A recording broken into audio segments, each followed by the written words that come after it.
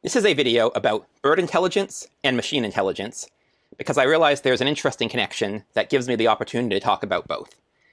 You may have seen my community poll last night and my quiz this morning. If not, I'll get to that in a moment. But I was thinking about, I have mentioned, I absolutely would not trust LLMs to handle anything creative, or really any of the modern Gen AI models, because the way they work, or at least the way LLMs work, is what I have described as slime molds in a Chinese room, which, if you're not familiar with Searle's Chinese room experiment, the gist is basically imagine you have a guy sitting in a room and it has every possible English and every possible Chinese sentence. You pass through Chinese sentence, he translates it to English, writes a response, looks through the books, translates it back to Chinese. Does he speak Chinese? Well, no, although effectively, practically, the room plus the guy do, but it doesn't speak Chinese in the way we do, and in a similar way, these models are nowhere near conscious. But the way they work is they are abstracting things down and then rebuilding them from first principles. So I absolutely would not trust these models to handle anything that I have done creatively directly, because I am someone who is highly original, and the way these models work is basically bringing things back down to the average. However, there is a use case that I use for generative AI that has helped my workflow in some ways, and that is that I will occasionally use generative AI to write Python scripts. Oh, and I realized I didn't actually explain. So why do I trust AI to write Python scripts to modify workflow stuff, but I don't trust it to actually modify stuff directly? Well, it's because these models, again, they are abstracting out and then reconstructing from first principles. And with code that either works or it doesn't, and they're optimized so that it usually works and it's usually going to do what you want, and it may take some tweaking. So once you have the code, you're running it, it doesn't really matter where it comes from as long as you verify that it's doing what it's supposed to do. And admittedly, I can or could have written these scripts myself, but I don't, because generally I need to look up enough about how to do it and debug it that it would take me anywhere from half an hour to 2 hours to do it. Whereas having a large language model do it, they write it pretty much instantly, and then you can have them tweak things you don't like about it pretty much instantly. And I don't use it a lot, because there's not too many things that I do that would actually benefit from that kind of automation, which is why I never really got good at doing it on my own. But it is a use case that I think people who haven't coded haven't considered. And so I want to give an example, because I did a short on how many times would you have to press my hypothetical button, where one time in 100,000 it will destroy the world, and the other times you'll get $1 before you're more likely than not to destroy the world. And so I had it write me that script, and it used I assume it's a high-level mathematical sort of formula that I'm not familiar with. I'm good at learning math concepts, but I basically, because of my experience and you can read my blog post on it, my experience in middle school with math, I stopped studying math after high school until I started learning probability and statistics in college.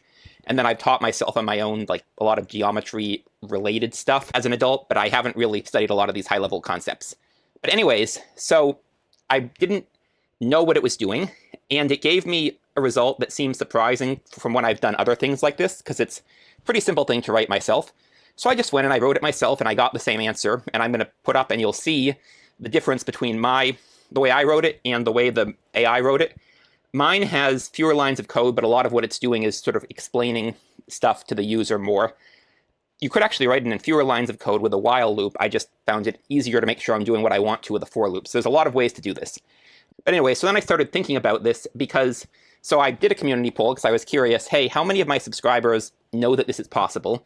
And I had 4 options. And the interesting thing is basically everybody who uses AI to code also uses it to do these kinds of workflow automation things. And I bet some of the people in that first camp who are doing workflow automation also don't actually code, but know it's possible.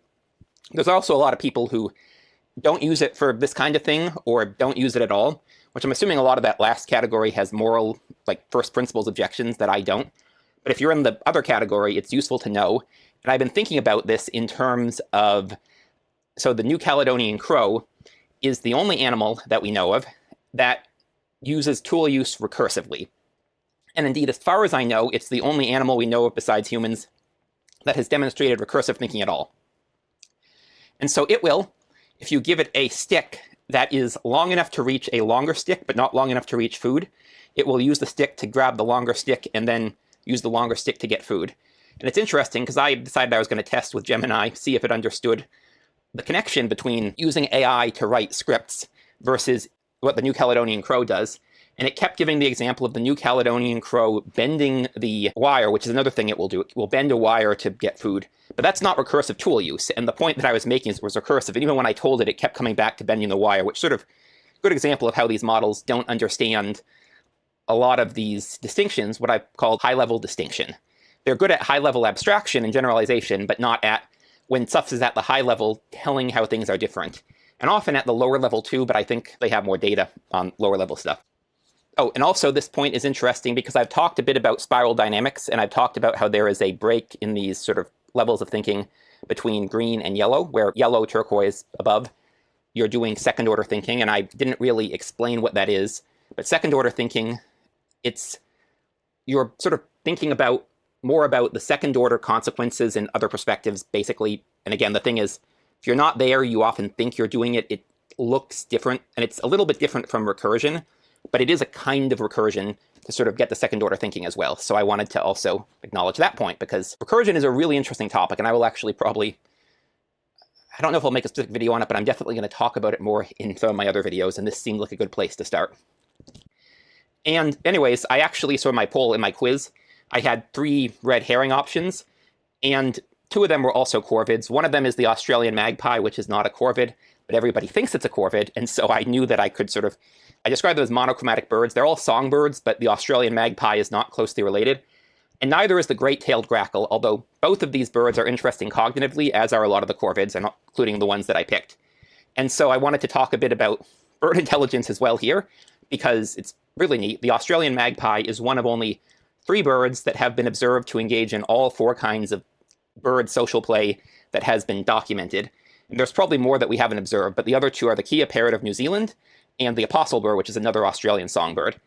And then the other birds that I have, so I want to mention the great-tailed grackle, which again, not a corvid, not on my list, but often mistaken for a corvid. So this is the only non-corvid that we have seen that can do the pitcher test, which is, so there's the Aesop's fable of a crow in a pitcher, where the crow sees that there's a pitcher full of water, but it can't get a drink, so it puts in stones until it can get a drink of water, which is, again, sort of thinking about the end and figuring it out, same as bending the wire, even if it's not second order, like recursive thinking. And a number of corvid species have been observed doing that, and that's probably where the fable comes from. But the great-tailed grackle is the only non-corvid observed to do that, and the great-tailed grackle is in the, so it's the New World blackbird, New World oriole family. And so then the other 3 corvid species, so the common raven is the most parrot-like of the corvids.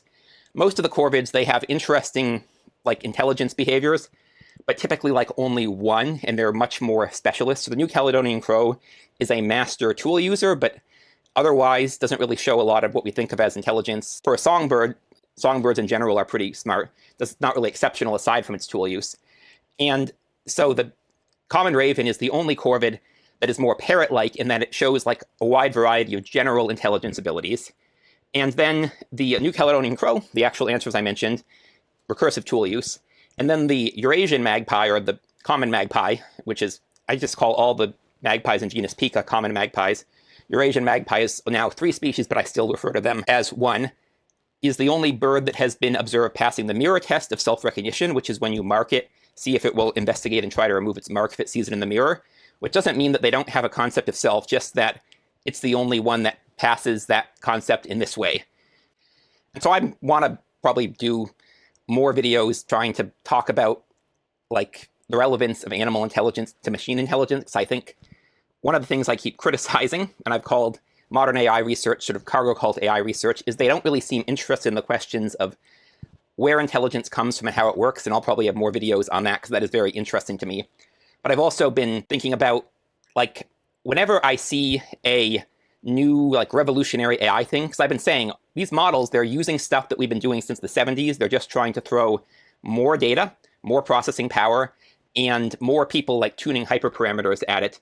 And then I'll hear about, oh, there's this revolutionary new thing. And so I talk about Thomas Kuhn, structure of scientific revolutions. So ordinary science where you're, like, incrementally improving stuff versus revolutionary science where you're changing the paradigm. And I'm like, oh, are they actually doing it? And I'm sort of reminded of the meme where it's like, hey, we have a revolutionary new AI model. And I would ask, well, is it ordinary science or revolutionary science? Well, what's that?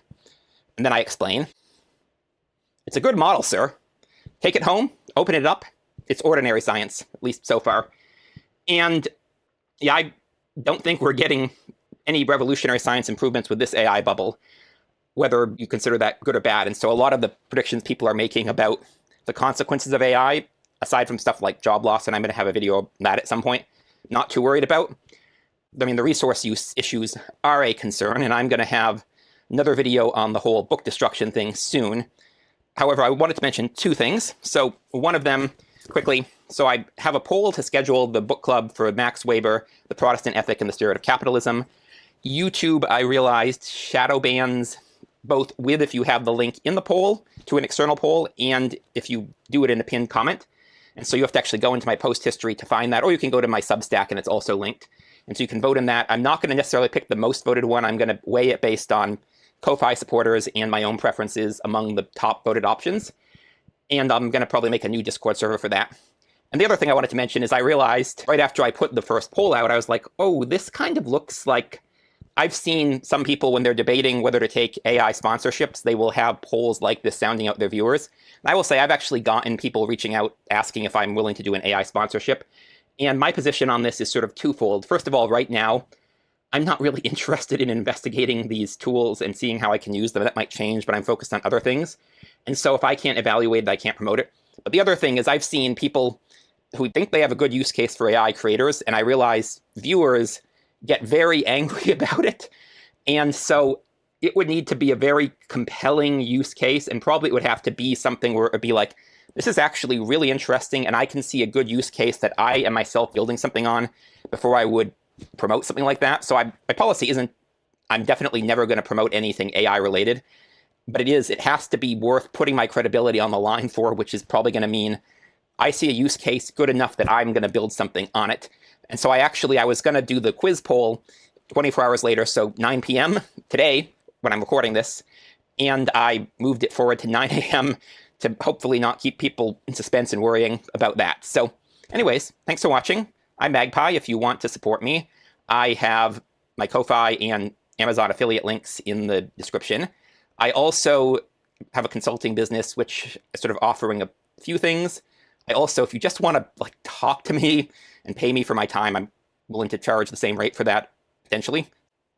Yeah, and so anyways, thanks for watching, and I will see y'all in the next one.